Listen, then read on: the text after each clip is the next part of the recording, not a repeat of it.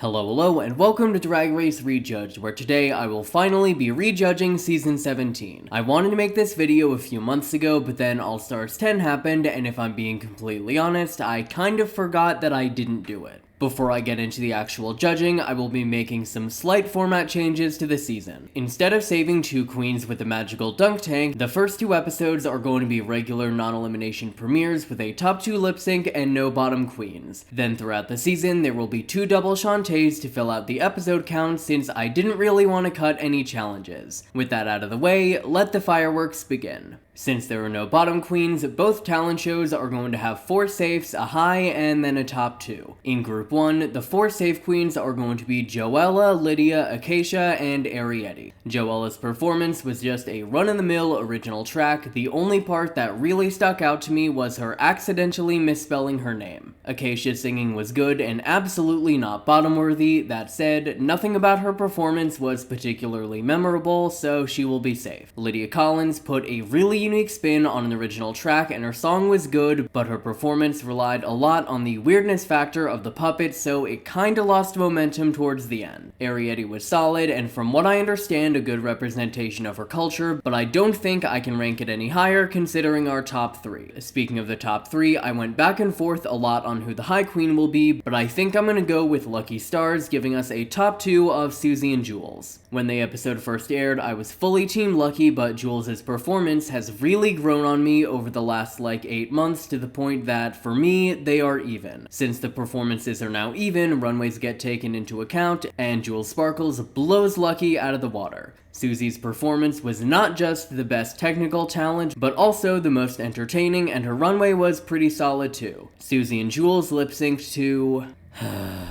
Woman's World.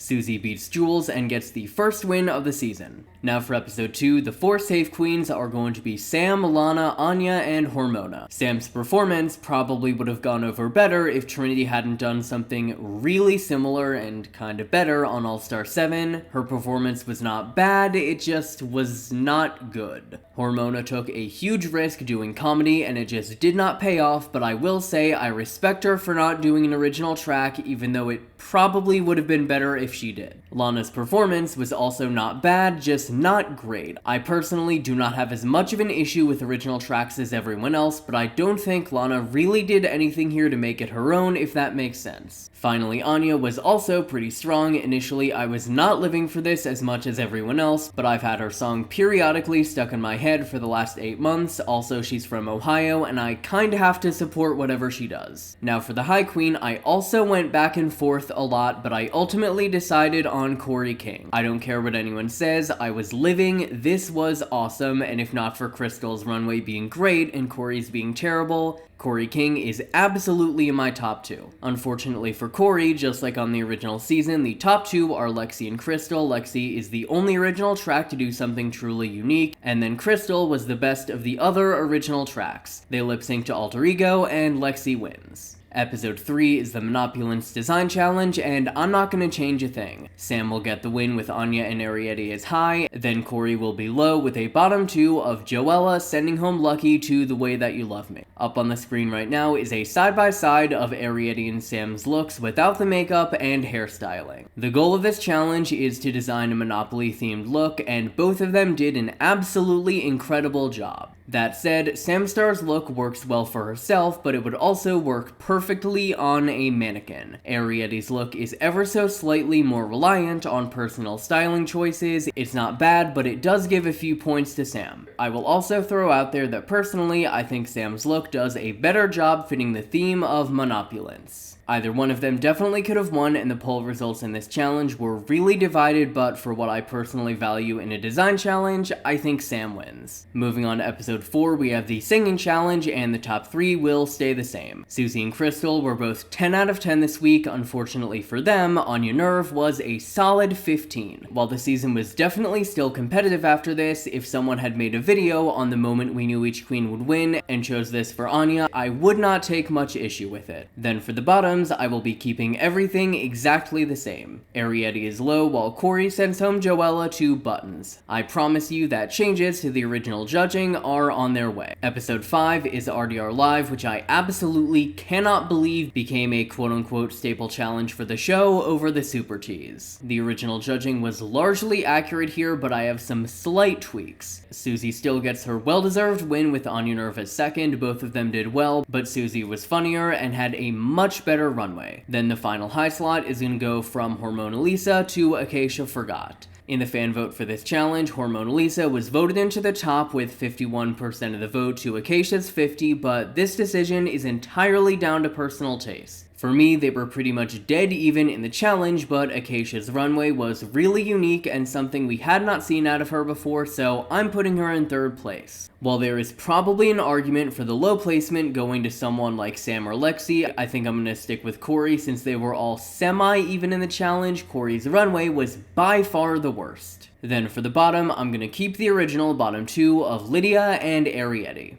Their runways were both great, but they were so deep in the hole this week that it doesn't really matter. They lip-sync to Boogie Wonderland, Lydia mops the floor with Ariete, who is eliminated in 12th place. When I first planned out this video a few months ago, I was somewhat worried about the Ariete hater allegations, but she was bad in the challenge and lost the lip-sync in a landslide, so I'm just gonna stand by my opinion here. Episode 6 is the ball, and we are looking at a very different landscape without Ariete. For the top 3, I think I'm just gonna bump everybody up a slot. That said, I am going to go into a lot of detail on the rejudging for this episode, so I will leave a timestamp in the description if you want to just skip through the ball. Jewel Sparkles was originally a 4th place safe, but she will be moved up to high. Her Bathing Beauties look was an interesting concept, but I would have loved more focus on the bathing suit rather than the accessories for a bathing suit category. Her Spanish dancer look was really well done and accurate from what I could tell, but if I'm being honest, ocean creatures really freak me out, so I'm not doing that much research. Then her final look was really well made and probably could have earned her a top slot on the original season if the first 2 categories shook out a little bit differently. Sam's star was originally high and will continue to be high. Her Bathing Beauties look was pretty good, but it was also not particularly risky. It almost makes me think that some queens thought this was going to be a mini challenge look or something, not a main stage runway. The Viper Fish look was solid and not something I would have expected from Sam, but it also reaffirmed my fear of ocean creatures. Her final look was good, I just didn't really get ocean from it. I definitely get what she was going for, it just didn't read ocean to me the way most of the other looks did. Crystal Envy was originally high, but will now win the challenge. Her Bathing Beauties look was one of the strongest of the category, her Pufferfish look was one of my favorites of the night, and also one of the only ones I was able to recognize because of the aforementioned fear. Her final look was really strong, and while I don't 100% get ocean from it, I at least get swimming/water. I also feel like originally Crystal was a clear second behind Ariete, so she gets the win. Then for the bottom queens, I'm gonna shuffle people around. Acacia Forgot was originally low, but will be moved up to safe. Her Bathing Beauties look was one of the few unique takes on the category. Her Feather Star look was good, and probably would have read great for the theme if I had known what a Feather Star was going into the episode. Then her final look was definitely kind of cheap looking and didn't read ocean, but it was better than the bottom 3. Corey King was originally safe, but will be bumped down to low. I didn't really hate her Bathing Beauties look, it was on the basic side, but it was campy, and I will give her credit for doing something unique with the category. Her Mandarin Fish look was kind of all over the place, but I will give her credit that it does read Mandarin Fish pretty well. I'll keep this section short, but her final look reads Design Challenge. Giving Corey a lot of credit, it is not a horribly styled look, I'm just very aware it is a Design Challenge look, and I don't really mean that as a compliment. All that said, I will give her credit for meeting the prompt better than the bottom 2. Lana Jure was originally in the bottom, and she will stay there. Her bathing suit look was good, but also very much a stop relying on that body moment. Then her Sea Urchin look had nowhere near enough spikes, and then her final look also just really read Design Challenge. Lana really grew on me throughout the season, but the ball and snatch game back-to-back was a real low point for her. Hormona Lisa was originally eliminated on this episode, and I think she still is. Her bathing suit look was fun, it just could have been a little bit more. Then her sea creature looked good, I just did not really get Leafy Sea Dragon from it. Throughout the season, Hormona proved that she could pull off different silhouettes, so this was kind of a disappointing showing for me. Her design look wasn't hard horrible, just not great. The main thing that keeps her in the bottom for me is that it was boring and did not read as oceany. For me, the only thing really tying this to the ocean is the color scheme, and I don't think that's enough. And while I absolutely love Hormona, I do feel like she could have done better. Looking at the lip sync, I think Lana still wins. While I absolutely love her and originally thought she won, Hormona was not matching the energy this song. I know that there's the critique that Lana leaned too hard into the sensual aspect of the song, but if I'm being honest, I don't think I could tell you what aspect Hormona was leaning into.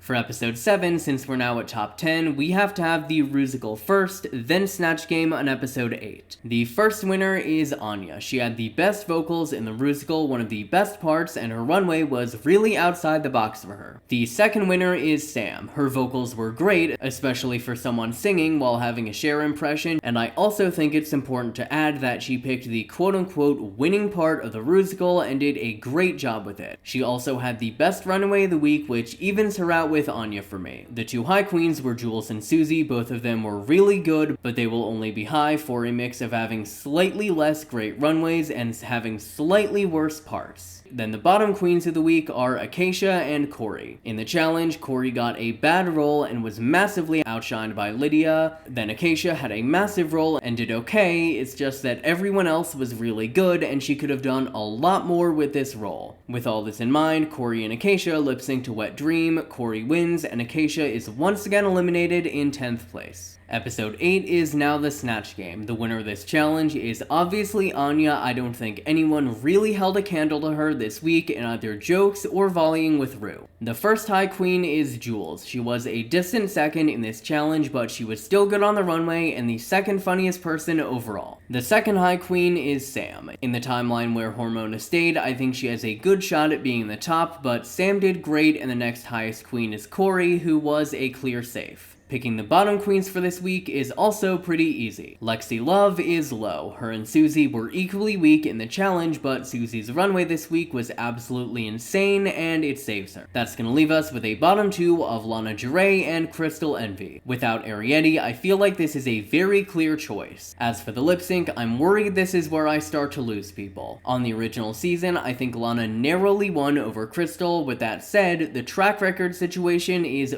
really different. Lana Jarrett originally had 2 bottoms and 4 safes. Now she has 2 bottoms and 5 safes. She is roughly the same. Then for Crystal, instead of having a top 2 and then no wins or bottoms, Crystal now has a win and a top 2. With this in mind, there is a huge difference between 0 wins and 1 win. Since there is now a much more significant gap in track records, using my system of factoring in track records, Crystal is going to stay over Lana. For anyone curious, my system is that you need to have a significantly better lip sync to send home a frontrunner. On season 16, Morphine barely beat Saphira but had a much worse track record, while at the same time, Maya absolutely mopped the floor with Plasma, so she gets to stay. Episode 9 is the Betsy Johnson Design Challenge. With Arietti gone, the top 3 queens are Crystal Envy, Jewel Sparkles, and Lexi Love. Crystal did well in the previous sewing challenges, so I can't imagine her placing below high. Then Lexi had my personal favorite design, look, and presentation of the night. With all of that said, Jules was a close second in all 3 of those categories, but absolutely demolishes Lexi in what is probably the most important category of the night, adherence to the theme. If this was just a general design challenge, Lexi wins. That said, this is a Betsy Johnson design challenge, so Jules wins for her adherence to the theme and doing really great across the board. The bottom queens for this challenge will be Anya, Corey, and Lydia. Corey's look was both poorly made and did not fit the prompt. Anya's look probably could have been just low if she had taken off the bows, but she brought them to the main stage and it did not work at all. Then Lydia's look was just on the weaker side and had a lot going on. She was 100% giving punk grunge flapper, so credit where credit is due. The bottom 2 here are going to be Corey and Anya, and they lip sync to Kiss Me Deadly. I don't know how Anya would do in this lip sync, but Anya has 3 wins and this is her first bottom. Corey King has 0 wins, 3 bottoms, and also 3 lows. While she was good in the lip sync, I don't think Corey does well enough to justify getting rid of Anya, so she will be eliminated. Episode 10 is The Road. most. Lydia is the clear winner this week, especially with Lana gone, she crushed it. The other top position will go to Sam, who places high. While her strongest joke about being a family friend probably doesn't happen without Lana, she still had the second strongest set collectively. The two safe queens are going to be Susie and Anya. We didn't get to see too much out of either of them, but what we saw was good, and I just don't feel comfortable saying one was above or below the other. Even on the runway, they were so good in such different directions that I can't use it as a tiebreaker. Now for the bottoms, we now run into the issues of drastically changing the elimination order of the season. Question 1, would Jules be quite as bad or shaken without Ariete having stolen a bunch of her jokes? Question 2, was Crystal's acting challenge or Snatch game more reflective of her comedic abilities? I don't know the answers to either of these questions, so I'm gonna go with the safest option I can. Crystal is saved by her runway and places low, leaving us with a bottom 2 of Jules and Lexi. Now I think we all see why I saved all those double Shantaes for a rainy day. Both queens have pretty solid track records and are great performers, and I have no reason to believe they wouldn't absolutely turn this lip sync out. Nobody is going home tonight. Episode 11 is the acting challenge. Anya, Susie, and Sam are a clear top 3 this week. The original poll for the season had Anya in the top with 98% of the vote, Susie with 86, Sam with 83, and then 4th place was Lana at 17. This was a landslide, and while any of them technically could win, I'm gonna give the win to Anya, just like on the original season. Based on previous challenges, Crystal and Lexi are both gonna get safe/low critiques here. I don't think either one of them is top-worthy compared to the top 3 or bottom-worthy compared to the bottom 2. Speaking of the bottom 2, we have Jules and Lydia. Jules and Lydia were the worst 2 in the challenge, even if you include Lana, so they will make up the new bottom 2. Lydia is a great lip syncer and could probably beat most people in the cast if she had either a better outfit or no wardrobe malfunction. Unfortunately, rejudging the season doesn't result in Lydia getting the pair of gardening shears she desperately needed.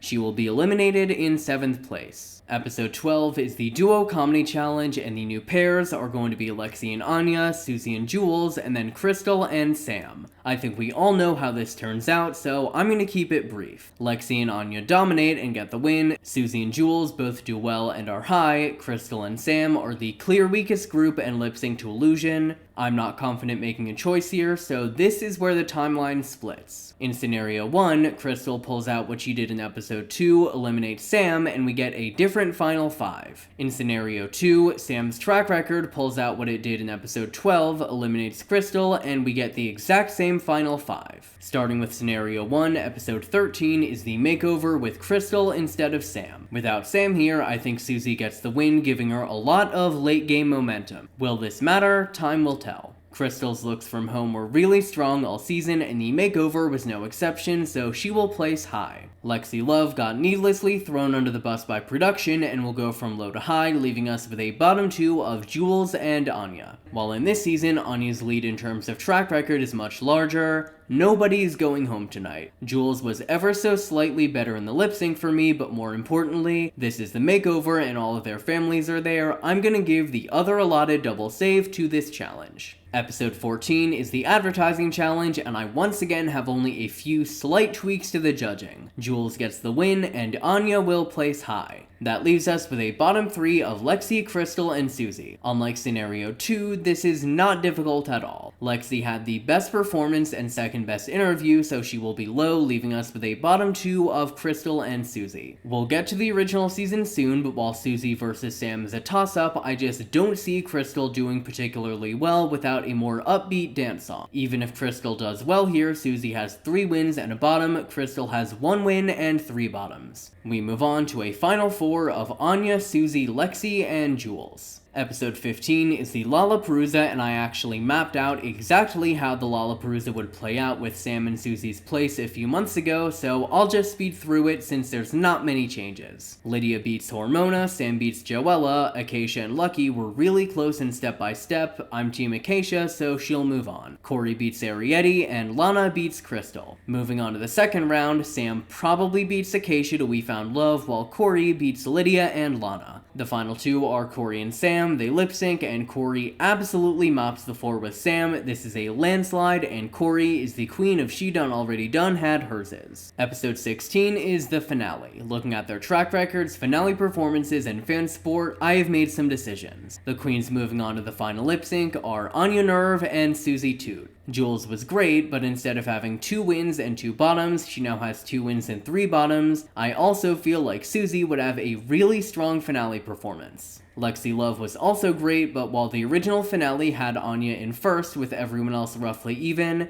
Susie is the clear second, so Lexi gets cut alongside Jules. Anya and Susie lip sync to Abracadabra. Given the Lollapalooza, there is no doubt in my mind that Susie could absolutely turn this song out. Sadly for her, it doesn't really matter. Anya's track record on the season was insane, even with her 2 bottoms. There is no universe in which I don't crown Anya here. If Anya were out of the equation, I'm 100% crowning Susie, but Anya had one of the most dominant runs and obvious winner edits we have seen in Drag Race history. Moving back to scenario 2, episode 13 is the makeover with Sam over Crystal, and I have a singular change to make. Sam does a great job and gets the win, Susie places high, and as I said before, Lexi Love will go from low to high. That leaves us with a bottom 2 of Jules and Anya. This episode is allotted for the other double saves, so we will move on to the actual Final 5 challenge. Episode 14 is the advertising challenge, and once again, I only have some slight tweaks to judging. Jules gets the win with Anya placing high, leaving us with a bottom 3 of Lexi, Sam, and Susie. This bottom 3 is probably what took me the longest, just based on how many times I went back and forth, but here's what I ended up with. Lexi Love is gonna be low. There were 4 aspects to the challenge: the photo shoot, interview, performance, and video, and Lexi is the only bottom 3 queen to be the best in any of the categories, which was performance.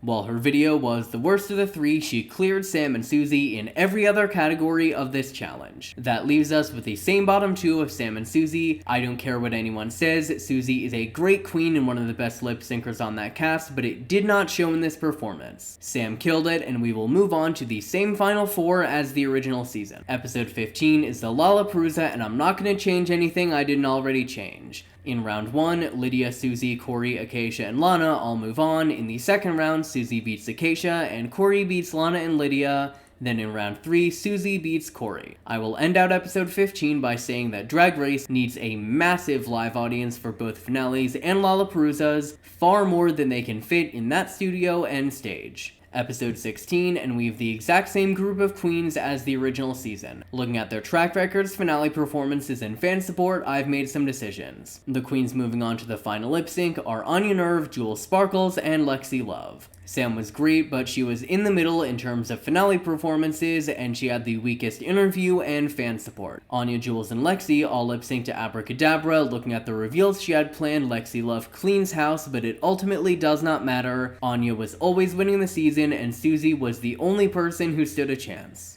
With all of that said, now that we are fully in the US off-season, would people be interested if I started a new series rejudging the first 15 seasons one by one? If you have opinions on where I should start or if I should do that, please let me know. Do you want non-Emmy nominated gay shit? Well then you should check out the RuPaul's Drag Race Rejudged YouTube channel and hit subscribe.